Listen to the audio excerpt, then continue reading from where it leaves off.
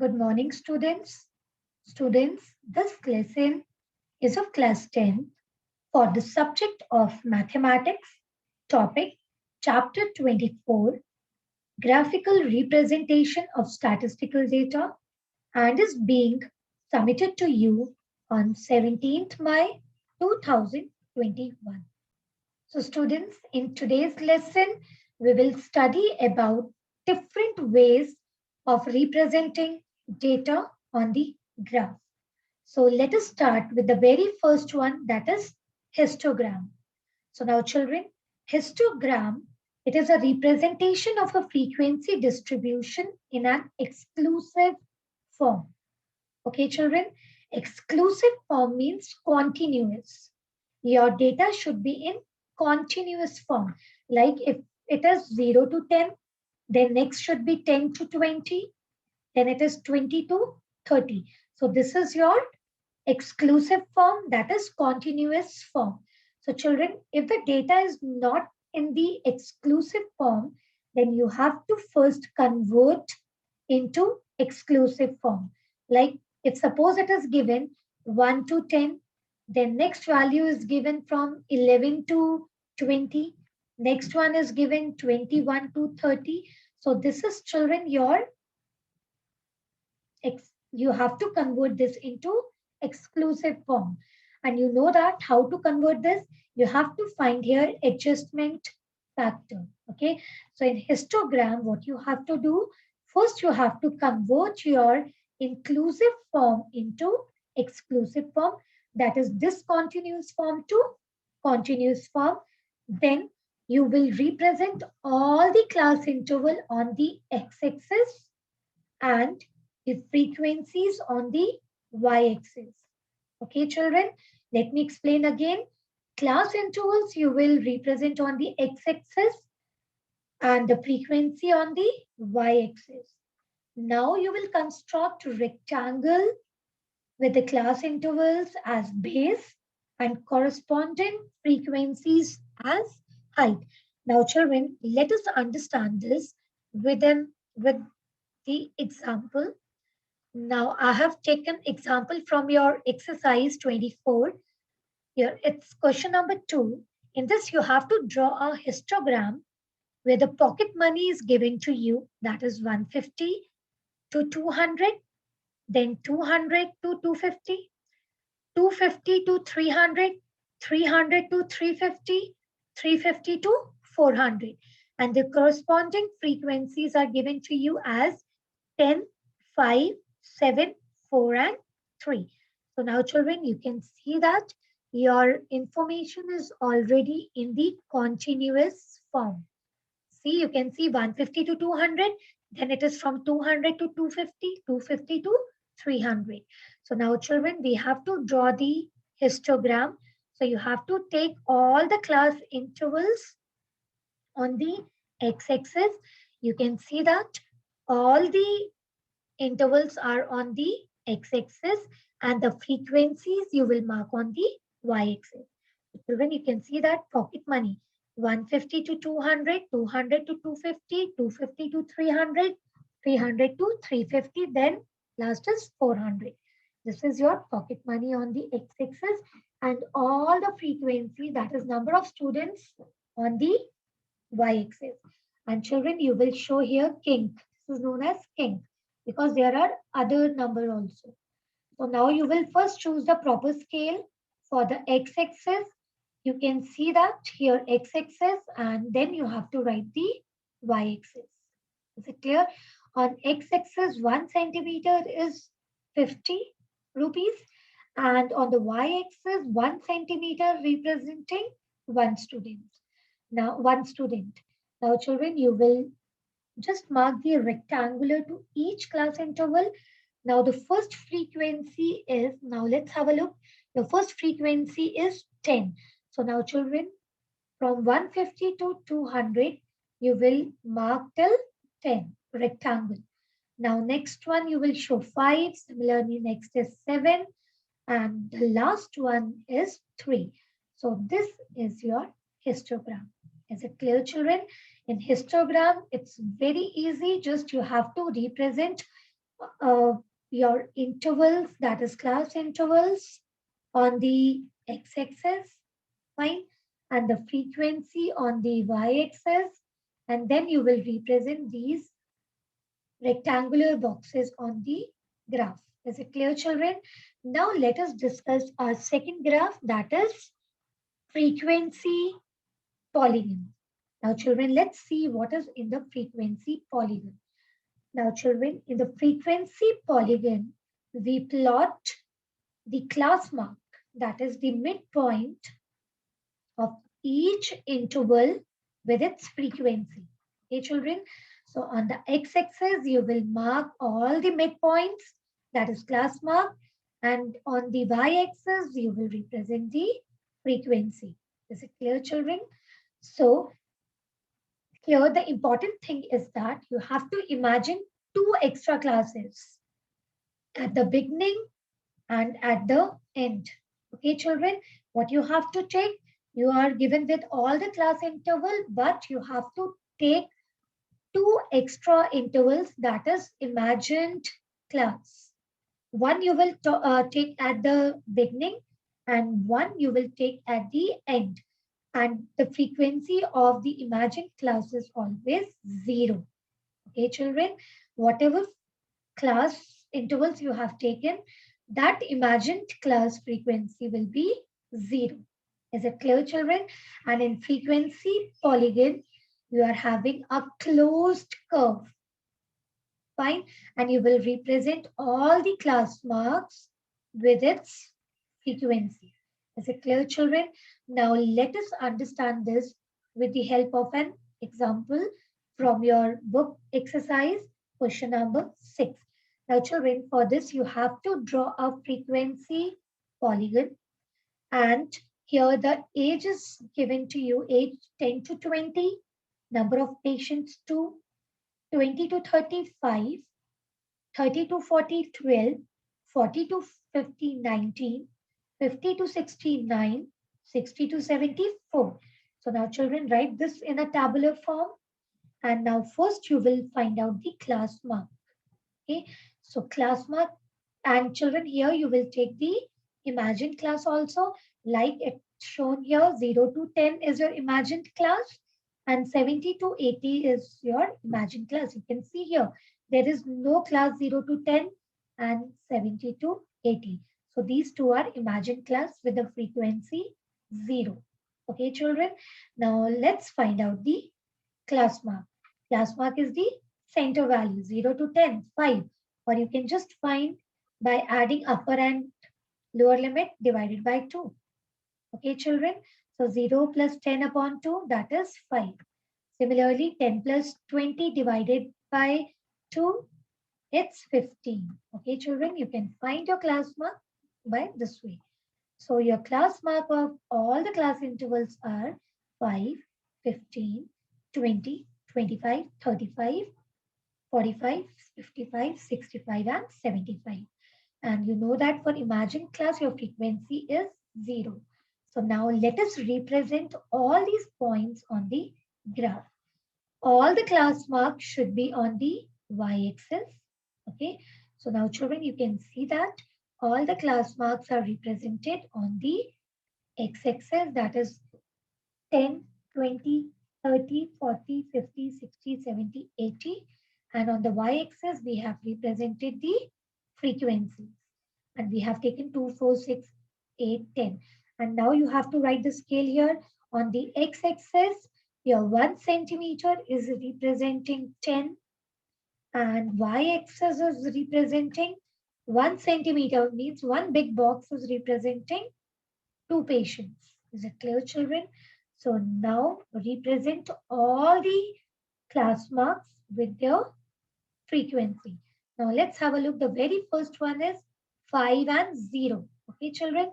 So let's mark 5 here. This is your 5, the center point, and 0 because the frequency is 0. Now next one is 15 and 2. This point is your 15 and here it is 2. So this is 15 and 2. Next is 25 and 5. Now next one is your 35 and 12. Okay, children. So now let's see the another one. So you will make all these points with the class mark. And after that, you have to join all these points with a straight line. Is it clear, children? So now when you join all these points, you will get a closed curve, and that is known as frequency polygon. Okay, children, I guess you are clear with this, how to draw a frequency polygon. Let's discuss important points in the frequency polygon. First thing is that you have to take two imagined class and with the frequency 0. Okay, and then you have to find the class mark, that is the midpoint, and then you have to represent all the class marks with their frequency on the graph, and then you have to join with a straight line. Okay, finally whatever you get, that will be your frequency polygon. I hope, children, you are clear with this. Now let us discuss the third way of representing the data, that is histogram and frequency polygon. Now, children, as this is two graph and we have written name as histogram and frequency polygon together, means you have to draw histogram and frequency polygon on the same graph. Okay, children. So let us take this, what you will do. Now, children, in this question, first you will draw histogram the way we have discussed the first graph. You will draw the histogram first, and then you will join the midpoint of the top of the rectangles by the line segment to obtain the frequency polygon. Okay, children. Now let's see what you will do. These are the intervals given, and these are already in the continuous form. So now let's directly go to the graph and represent the x-axis and y-axis. Now children, this is your graph. Now first what you will do, you will write all the class intervals on the x-axis. So it is 15 to 20, 25 to 30, 35 to 40, 40 to 45, 45 to 50, and 50 to 55. Now children, here, first draw the histogram for this. So now in the first one, your frequency is given 20 to 25, your frequency is 30. So you know that in this you have to make a rectangle. Okay, children? So from 20 to 25, you have to draw a rectangle. This is your first frequency. The next one, you have to show it like this, and you will get the histogram with these rectangles. Now, children, your histogram is done. Now you have to draw a polygon also in this. So for polygon, you will take out the midpoint of the rectangle, top of the rectangle. Okay, as I'm marking with the red point, these are your midpoints of the rectangle, and one more extra imagined class. And children, now join all these points with the straight line. So the first class is having frequency 0. Next, you will join with a straight line, and you will get frequency polygon and histogram on the same graph. Is it clear, children? So in histogram and frequency polygon, you have to draw both the graphs. Let's discuss the main point. So children, in this graph, first you have to draw histogram, and then second one, you have to join all the midpoints of the top of the rectangles, and then you will join it with the help of straight line. Okay, so now after joining this, you will get histogram and frequency polygon graph. Is it clear, children? Now let us discuss the fourth one, that is cumulative frequency or ogive. Okay, children, what is the next one? Cumulative frequency curve or ogive. Now, children, first of all, let us discuss the main point in this. Children, in this, you will just take the upper limits on the x-axis, okay? And on the y-axis, you will represent the cumulative frequency. Fine. And then you will join them with a freehand curve.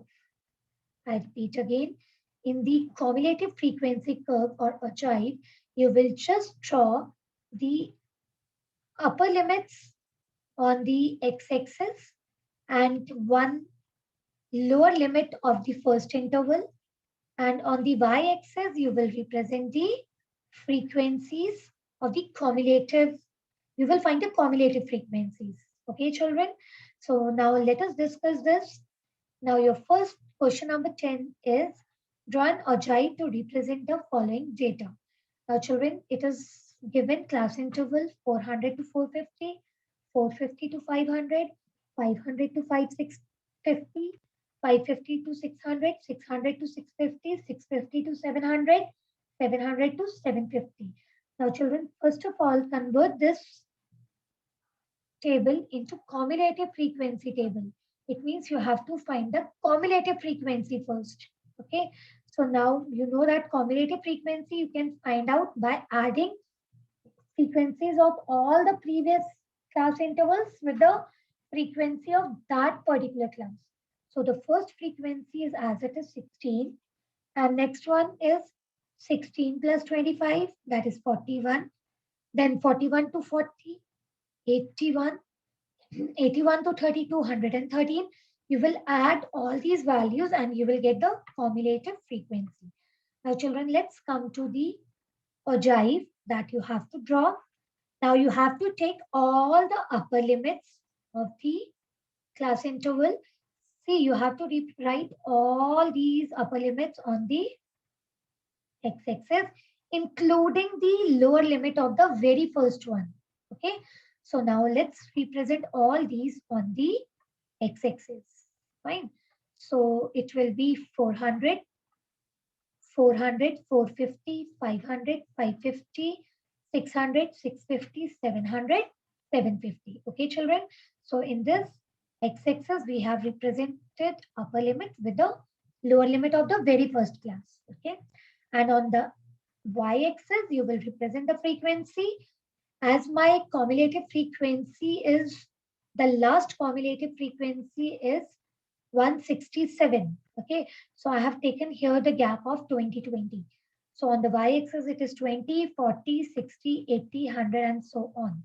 Now let's start representing all the points on the graph. So children, I told you the very first lower limit we have taken and its frequency is 0. Next is 450, that is the upper limit, and you have to represent all its cumulative frequency. You have to show its upper limit with its cumulative frequency.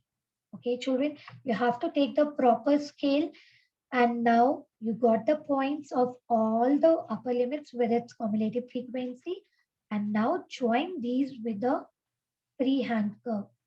Okay, so now after joining, you will get your ogive or cumulative frequency. Is it clear, children? Now I'll repeat the main points in this. In the ogive, you will take x-axis, you will take all the upper limits of the class intervals with the lower limit of the first interval. Okay. Then on the y-axis, you will represent the frequency. Then you will plot all the upper limits with its cumulative frequency and the lower limit with the frequency 0. Okay, children. And the last point is you will join with freehand. Okay, children, this is your ogive. I hope you have understood today's lesson. We have discussed all the graphs, all the 4 graphs. Now you can try all the questions from your exercise. Thank you, students.